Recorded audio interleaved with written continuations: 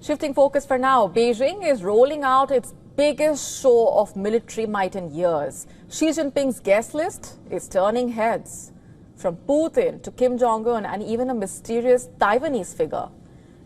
As the world watches on, China is signaling power, unity and defiance on a global stage.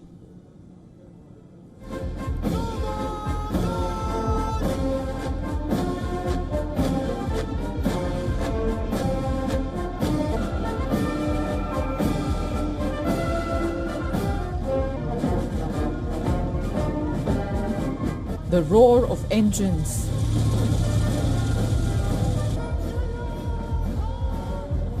the thunder of marching boots,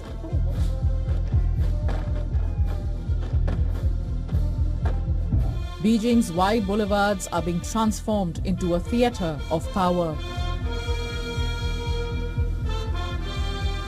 Tanks roll past in perfect formation. Hypersonic missiles glisten under the sun. Fighter jets rehearse thunderclaps across the skies. Every move, every step, choreographed with clockwork precision. Along the parade route, red flags line the streets, while advanced, never-seen-before weaponry is moved into position, shrouded in secrecy. This is not just a parade. It is China's message to the world of strength, pride and readiness. At the center of it is President Xi Jinping, flanked by allies who make the West uneasy. Vladimir Putin, Kim Jong Un and most intriguingly, a shadowy Taiwanese leader whose identity Beijing refuses to reveal. That single name has set off a storm of speculation. Who is it? And why now? For Xi, the optics are everything. Russia's president standing shoulder to shoulder with North Korea's ruler, both giving symbolic weight to Beijing's military spectacle. Their presence underscores an emerging axis of defiance against Washington and NATO, against the Western order. China calls it Victory Day, but the real victory may lie in the optics, a grand stage where Beijing claims leadership of a new power bloc. Bureau Report, WION World is One. And Israel is also conducting operations in Syria. Meanwhile, these are images released by the Israeli army. They say this is their 474th Brigade conducting nighttime operations in southern Syria. According to the Syrian state media, Israeli forces carried out an overnight airborne raid on a site just outside the capital, Damascus, a site that had already been bombed multiple times this week. According to reports, in fact, this would be the deepest Israeli ground operation inside Syria since the alliance seized power in Damascus last December. Earlier this week on Tuesday, Israeli jets struck a site near Kisveh, killing 6 Syrian soldiers, according to the Syrian state television. And this same site was bombed again on Wednesday night. According to news agency AFP, the target was a former Syrian military base in Tal Maneh. And after the second attack on Wednesday night, Syrian state media claimed Israeli troops were flown into the area to carry out a raid. Details are still unknown, but reports speak of intensive reconnaissance flights over the region. The Britain-based Syrian Observatory for Human Rights saying the site was being used to store weapons for Hezbollah. The Iran-backed Lebanese militia and a longtime ally of former President Bashar al-Assad. It also said that the Israeli raid was the first of its kind since Assad's overthrow in December. On Thursday, Israel's defense minister repeated that its forces operate in all combat zones, but offered no details as such. According to researchers, Israeli troops may have been trying to remove or dismantle exposed intelligence devices, preventing them from falling into Syrian hands. And Israel, for that matter, has carried out hundreds of strikes in Syria. over the years, targeting Iranian units, Hezbollah and Syrian army positions. Since Assad's ouster, it has also taken control of much of the demilitarized zone along the armistice line and begun talks with the interim authorities in Damascus. But this latest raid, a combination of airstrikes and ground operations, is being seen as a significant escalation, a message that Israel is willing to operate not just from the air, but also from deep on the ground inside Syrian territory. On to Turkey now, which has unveiled one of its most ambitious military projects yet. The Turkish president officially introduced the country's new steel dome integrated air defense system. It's basically a homegrown shield designed to guard the skies against just about everything from drones to ballistic missiles. In fact, Turkey has already handed over 47 vehicles worth $460 million to its armed forces, vehicles that reportedly form the backbone of the steel dome's first operational layer.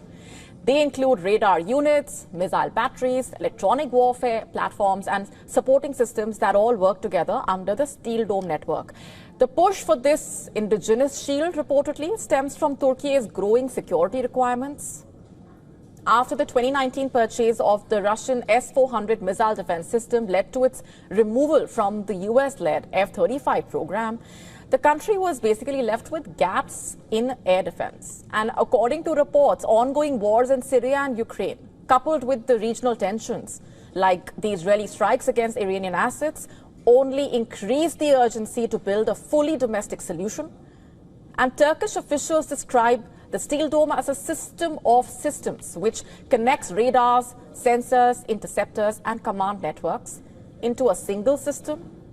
Artificial intelligence then allows faster detection, tracking, engagement of the incoming threats. Just to break this down further for you, the shield is designed for multiple layers of defense. At the lower end, the short-range guns and missile systems basically target threats under 5 kilometers. While for the medium-range protection, platforms like the Hisar missiles extend the shield up to 20 kilometers. According to reports, the steel dome will link with Turkey's upcoming naval fleet, including destroyers and frigates equipped with indigenous vertical launch systems.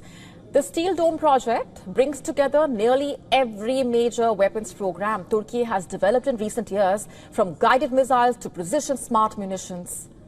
In comparison to Israel's Iron Dome, meanwhile, the steel dome does not offer long-range ballistic missile interception. Turkey is aiming to reportedly extend the steel dome's range to about 200 kilometers. But that is still far short of Israel's Arrow system, which engages threats at thousands of kilometers. In what were threats so far, now a reality, European countries France, Britain and Germany initiated the process of reimposing UN-led sanctions on Iran over its much-contested nuclear program. And what this essentially means is sweeping restrictions will now be reimposed on Iran's arms, missiles, nuclear technology under what can be called a snapback mechanism. And what this could also mean is that Iran could face the risk of being barred from key global trade and even face renewed economic isolation. Iran has called the reimposition of these sanctions, which were suspended almost a decade ago, unjustified and illegal, and vowed appropriate retaliation. Earlier, Iran had hit back, threatening to abandon all cooperation with the UN nuclear watchdog, the International Atomic Energy Agency, IAEA, if the sanctions were formalized.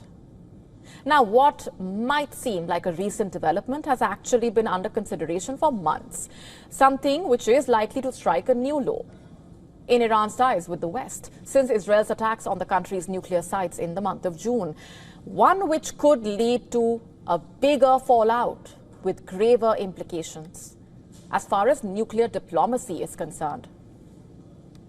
For long now, the European powers, along with the United States, have blamed Iran for stockpiling near-weapon-grade uranium and blocking the UN inspectors. On the other hand, Tehran has justified the move, citing Washington's abandonment of the 2015 nuclear deal, both sides accusing each other of violations and so-called hypocrisy, a resolution for which appears to be far-fetched unless Washington and Tehran negotiate a new agreement. On Wednesday itself, the IAEA chief said that he met with the Secretary of State of the United States to discuss the issue of Iran ahead of the sanctions deadline, and called Iran's cooperation on the matter so far a work in progress.